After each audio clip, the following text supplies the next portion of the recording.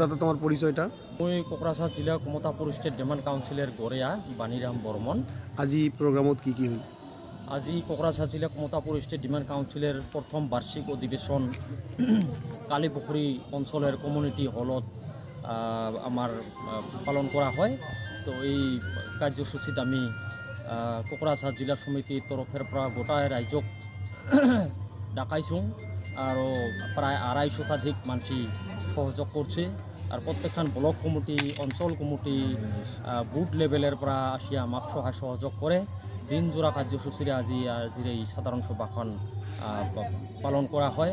আজিৰ সভাত আইসা 20 জুলাইত গুৱাহাটীত যি ধর্ণা কার্যসূচী আছে, এই ধর্ণা কার্যসূচীত আমি যায়া কেন্দ্রীয় যেটা আমার KSDC আছে, কেন্দ্রীয় KSDCর কার্যসূচীত আমি অংশগ্রহণ করিম বলে আজি সভার সিদ্ধান্ত নেওয়া হয়।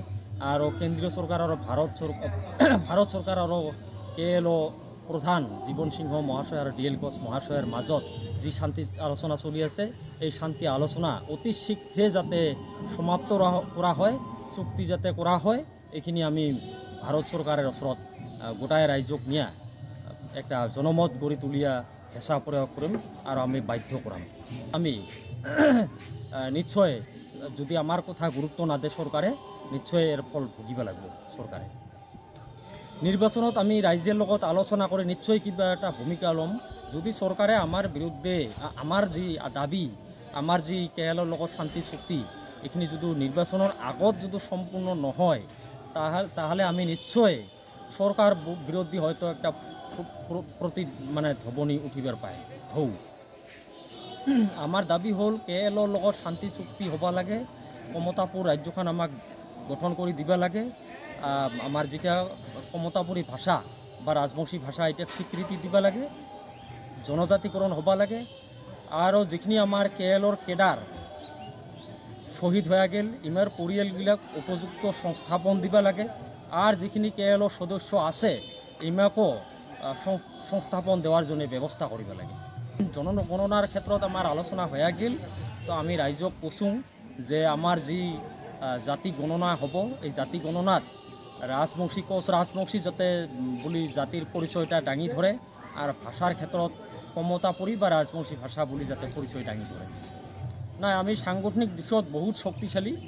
গোটাই আমার যেখান মানে 7খান ব্লক কাউন্সিল ইতিমধ্যে হয়ে গেছে। আঞ্চলিক কমিটি আমার গঠন শেষ। এলা বর্তমান কিছু অঞ্চলত বুথ লেভেল কমিটি হয়েছে, আর কিছু অঞ্চলত বুথ কাউন্সিল আমার গঠন করা বাকি আছে। এইখিনি আমি কম দিনের ভিতৰত পূর্ণ করিম। নিশ্চয় এটা BTC নির্বাচনের আগ মুহূর্তত হয়ে যাব আমার। ধন্যবাদ।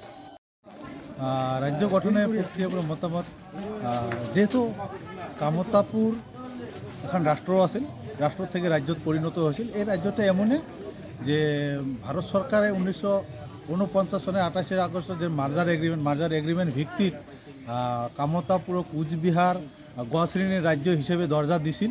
3 মাস 19 দিন রাজ্যখান পরিচালনা হয়েছিল ভারত সরকারের চিফ কমিশনার VAP নানজাপ্পা মৈলিকের নেতৃত্বত। 3 মাস 19 দিন রাজ্য পরিচালনা হয়েছিল।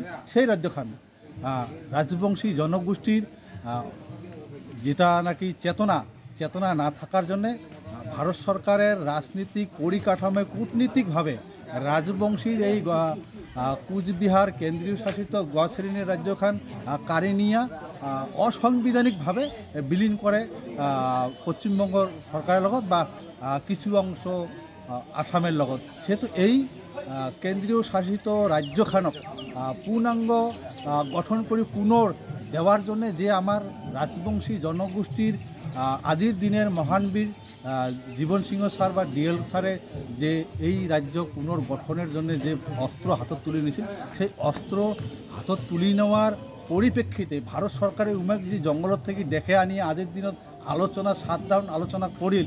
এই আলোচনার পরিপ্রেক্ষিতে এই রাজবংশী জনগোষ্ঠীটার বৃহৎ কামতাপুরী জনগণের একটাই আজির দিনত উদ্দেশ্য আর লক্ষ্য যে আমার এই শান্তি চুক্তি দ্রুত গতিত হইবে আর এটা আমার প্রাপ্য বা এটা আমার অধিকার আগত আছিল আজিও আছে উদূর ভবিষ্যতে থাকবে এটার কোনো ধরনের বিমত নাই ভারত সরকারের রাজনীতিকে বা আসাম সরকার বা উত্তরবঙ্গ বা পশ্চিমবঙ্গ সরকারের কোনো কূটনীতিক এটা না এই কুচবিহার বা কামতাপুর যেটা কেন্দ্রীয় শাসিত রাজ্য যতই উমরা ছল করুক না কেন এটা কোনোদিন মানে বন্ধ করে রাখার ক্ষমতা থাকিবে না।